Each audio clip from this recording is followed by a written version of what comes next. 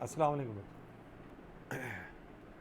बेटा। ये model paper में क्वेश्चन नंबर 15 आपसे पूछा गया है, what do you mean by positive and negative sense viruses.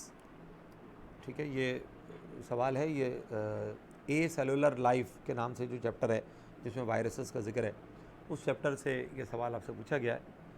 तो ये पॉजिटिव और नेगेटिव सेंस वायरसेस क्या होते हैं, पहले हम देखते हैं कि हमने आंसर क्या लिखा है, फिर उस पर हम बात करते हैं। पॉजिटिव सेंस वायरसेस जो हैं ये बेसिकली जैसे कि हमने डेफिनेशन लिखी है या इनका इंट्रोडक्शन दिया है कि these viruses have a single strand RNA. देखिए ध्यान में रखिएगा, आरएनए मॉलिक्यूल सिंगल स्ट्रैंड होता है, यानी इसमें न्यूक्लियोटाइड्स की सिंगल चेन पाई जाती है। ये ध्यान में रखिएगा, ये आरएनए की पहचान है। ठीक है, इसके मुकाबले में जो डीएनए का मॉलिक्यूल होता है वो डबल स्ट्रैंड होता है। ठीक है, ये ऐसा होता है, इसमें न्यूक्लियोटाइड की दो चेन्स होती हैं आमने सामने। ये डीएनए और आरएनए में ये बेसिक डिफरेंस है कि डीएनए डबल स्ट्रैंड मॉलिक्यूल होता है और आरएनए सिंगल स्ट्रैंड मॉलिक्यूल होता है। लेकिन वायरसेस का जहाँ जिक्र आता है ना, तो वायरसेस में ऐसे वायरसेस भी पाए जाते हैं दुनिया में जिनमें ऐसा आरएनए पाया जाता है जिसमें जो कि डबल स्ट्रैंड होता है। ठीक है, ये वायरसेस में एक खुसूसियत पाई जाती है। और वायरसेस में ऐसे वायरसेस भी रिपोर्ट हो चुके हैं कि जिनमें डीएनए होता है लेकिन वो डीएनए आरएनए की शक्ल का होता है, यानी सिंगल स्ट्रैंड डीएनए रखने वाले वायरसेस भी दुनिया में एग्जिस्ट करते हैं। ठीक है ना, ये तो एक बुनियादी बात हो गई। तो इसलिए हमने ये जुमला यहाँ या जो बुक में लिखा हुआ है कि these viruses have a single strand RNA, तो मैंने इसलिए वजाहत कर दी कि फ़ौरन बच्चे ये सोचेंगे कि भाई सिंगल स्ट्रैंड आरएनए का मतलब आरएनए तो होता ही सिंगल स्ट्रैंड है। ठीक है, तो मैंने आपको बता दिया कि वायरसेस में डबल स्ट्रैंड आरएनए भी होता है और वायरसेस में सिंगल स्ट्रैंड डीएनए भी पाया जा सकता है। लेकिन जो हमारा टॉपिक है उसके अंदर जितनी बात है उसको आगे हम बढ़ाते हैं। आगे ये कह रहे हैं कि पॉजिटिव सेंस मीन्स, अब ये पॉजिटिव सेंस का मतलब क्या है, their RNA function as mRNA. अच्छा, ये एमआरएनए बच्चों क्या होता है? एमआरएनए कहते हैं मैसेंजर आरएनए को। ठीक है, एमआरएनए मीन्स होता है मैसेंजर आरएनए। अच्छा, अब अगर एमआरएनए का मतलब होता है मैसेंजर आरएनए, तो ये मैसेंजर आरएनए क्या होता है? तो देखिए, आरएनए हमेशा डीएनए से बनता है। अब मैं आपके सामने ये डीएनए बना रहा हूँ, ये बच्चों हैं डीएनए का मॉलिक्यूल। ठीक है, ये डीएनए मॉलिक्यूल है। ठीक है, एक प्रोसेस है जिसका नाम है ट्रांसक्रिप्शन। इसके नतीजे में आरएनए का मॉलिक्यूल बनता है। ये किस प्रोसेस के ज़रिए बनेगा? इस अमल का नाम है ट्रांसक्रिप्शन। ट्रांसक्रिप्शन की डेफिनेशन यही है, the formation of RNA by a DNA molecule. DNA से आरएनए के बनने को ट्रांसक्रिप्शन कहते हैं। अच्छा, इस अमल में ये जो मैं आपके सामने डायग्राम में बना रहा हूँ, यहाँ पर जो आरएनए बन रहा है उस आरएनए का नाम है मैसेंजर। अच्छा, और बुनियादी बात ध्यान में रखिएगा, ये मैं जनरल डिस्कशन कर रहा हूँ, वायरस के रेफरेंस से अभी फ़िलहाल बात नहीं हो रही है। अब ये जो मैसेंजर आरएनए बना है, एमआरएनए जिसको हम कह रहे हैं, ये एमआरएनए राइबोसोम के साथ आकर बाइंड हो जाता है। It is attached with the ribosome. Ribosome क्या है? सेल के अंदर जो साइट ऑफ प्रोटीन सिंथेसिस जिस चीज़ को कहा जाता है, ये मैं कह रहा हूँ कि ये दिस इज़ द राइबोसोम। ये राइबोसोम है।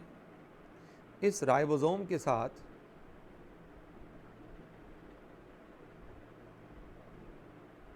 ये जो मैसेंजर आरएनए बना है, ये आकर ऐसे करके बाइंड हो जाएगा इसके साथ। और जब ये यहाँ पर आके बाइंड हो जाता है तो ये जो राइबोसोम होता है इसके अंदर प्रोटीन बनने का सिलसिला शुरू हो जाता है। और इस एमआरएनए की इंस्ट्रक्शंस के अकॉर्डिंग जब राइबोसोम के अंदर से अमाइनो एसिड्स की एक चेन बन के बाहर निकलती है, इस चेन को, ये मैं जो सर्कल बना रहा हूँ ये सब अमाइनो एसिड्स हैं और ये सब पेप्टाइड बॉन्ड्स के ज़रिए आपस में जुड़े हुए हैं। इस चेन को कहते हैं पॉलीपेप्टाइड चेन, और यही चेन जो है ये प्रोटीन बनाने का काम करती है। ठीक है, तो ये जो राइबोसोम में एक्टिविटी हुई है, इस एक्टिविटी का नाम है ट्रांसलेशन। तो प्रोटीन सिंथेसिस का जो अमल मैंने आपके सामने मुख्तसरन बयान किया, इसके दो फेजेज़ हो गए। प्रोटीन सिंथेसिस के दो फेजेज़ हैं बच्चों। एक फ़ेज़ है ट्रांसक्रिप्शन, जिसमें डीएनए से एमआरएनए बनता है। दूसरा फेज़ है ट्रांसलेशन। ठीक है, ट्रांसलेशन के दौरान एमआरएनए और राइबोसोम के इश्तराक के नतीजे में, इनके कोऑर्डिनेशन के नतीजे में एक पॉलीपेप्टाइड चेन यानी कि प्रोटीन बनने का अमल होता है। इस अमल को कहते हैं ट्रांसलेशन। अब यहाँ देखिए कि आंसर में क्या कहा गया। आंसर में आपसे कहा गया कि भाई एमआरएनए जो होता है, यानी जो वायरस का जो जीनोम है, वायरस का जो जीनोम है वो सिंगल स्ट्रैंड आरएनए है, और वो सिंगल स्ट्रैंड आरएनए जो है कह रहे हैं कि ये एमआरएनए के तौर पर काम करता है। देखिए लिखा हुआ है पॉजिटिव सेंस मीन्स कि वायरस का जो आरएनए है फंक्शन एज एमआरएनए। क्या मतलब हुआ कि वायरस का जो जीनोम आरएनए है वो जीनोम भी है और वही जीनोम मैसेंजर आरएनए भी है। यानी जब प्रोटीन बनाने की ज़रूरत होगी वायरस को, तो वायरस का अपना ही जो जीनोम है वो राइबोसोम के साथ आकर बाइंड होगा।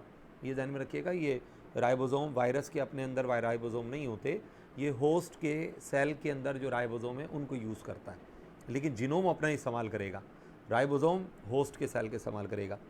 तो वायरस का जो आरएनए जो कि जीनोम भी है, वही जीनोम जो है वो एमआरएनए के तौर पर भी काम कर रहा है, यानी प्रोटीन बनाने में डायरेक्टली हिस्सा ले रहा होता है।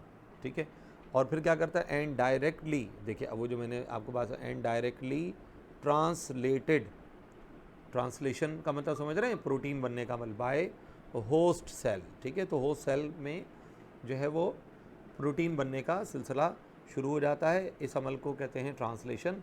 विदाउट इन्वॉल्विंग ट्रांसक्रिप्शन, यानी कि जो वायरसेस हैं पॉजिटिव सेंस जो वायरसेस होते हैं इनमें ट्रांसक्रिप्शन का अमल ही नहीं होता, क्योंकि वायरस का जो जीनोम है वो डायरेक्टली एमआरएनए के तौर पर भी काम कर रहा है, यानी वो कोई नया आरएनए प्रोड्यूस नहीं करता प्रोटीन बनाने के लिए। तो इसकी जो बेहतरीन एग्जांपल्स हैं, कोरोना वायरस इसी कैटेगरी में आता है, डेंगू फीवर वायरस इसी कैटेगरी में आता है, हेपेटाइटिस सी वायरस भी इसी ग्रुप से बिलोंग करता है।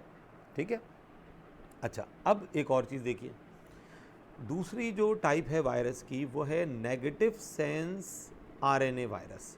अब नेगेटिव सेंस आरएनए वायरस को मैं आपको थोड़ा सा समझाता हूँ। देखिए अब मैं ये कह रहा हूँ, नेगेटिव सेंस आरएनए वायरस जो हैं, जब उनका जीनोम, अब जीनोम क्या है वायरस का, वायरस का जो जीनोम है वो है आरएनए, ध्यान में रखिएगा।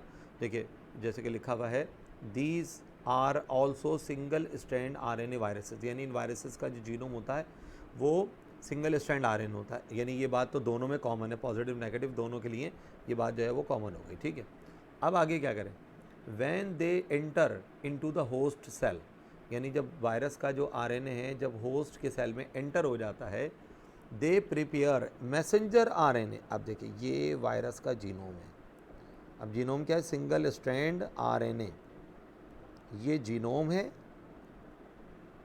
ये जीनोम है।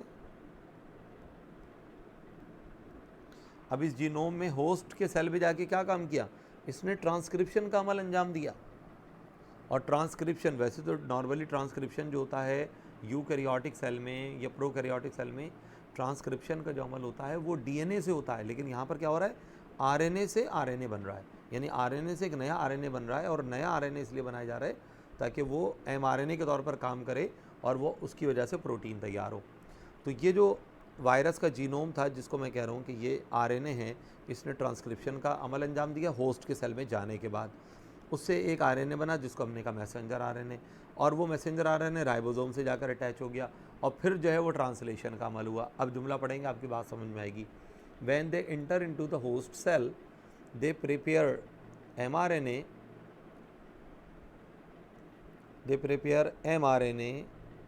From their RNA. ये बात समझ में आ रही है? यानी इनका जो जीनोम आरएनए है, उस जीनोम आरएनए से ये एमआरएनए प्रोड्यूस करते हैं, ठीक है, in the host cell for any translation. Translation का मतलब क्या है? पॉलीपेप्टाइड चेन बनने के अमल का नाम है ट्रांसलेशन। एग्जाम्पल इसकी है रैप्डोवायरसेस और पैरामिक्सोवायरसेस, ठीक है। तो ये दो वायरसेस के ग्रुप हैं जो कि नेगेटिव सेंस वायरसेस कहलाते हैं।